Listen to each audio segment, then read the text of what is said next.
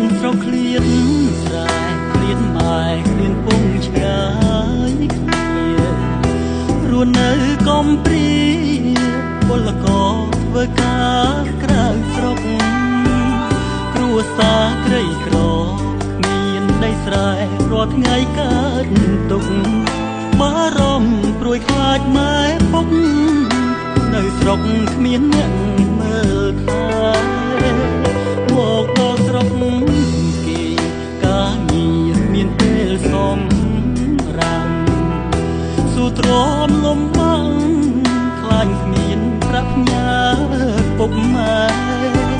ព្យាយាមថែមមកអត់ងងុយមិនធុញទ្រាន់ទេខំសន្សំប្រាំងខែ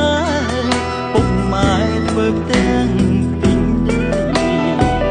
ពេលបនចូលឆ្នាំជុំបិណ្ឌកាថឹងអង្គកូននឹករហូត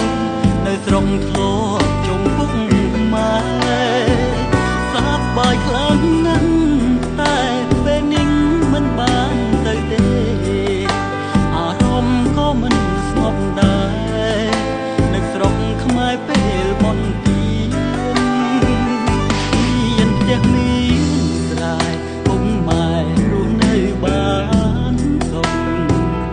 កូនក៏អស់ទុកនឹកស្រុកកូនខទៅលេងចង់ជួបមុខណាស់បានលឺច្បាំងត្រឹមតែសំលេងរយំមុនពេលចូលគេងសូមសូបិនឃើញស្រុក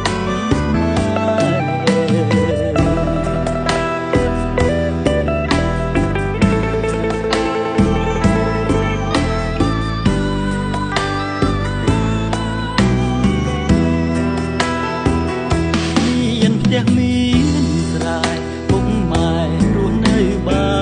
នសុខកូនក៏អស់ទុកនឹកស្រុកកូនខទៅលេងចង់ជួបមុខណាស់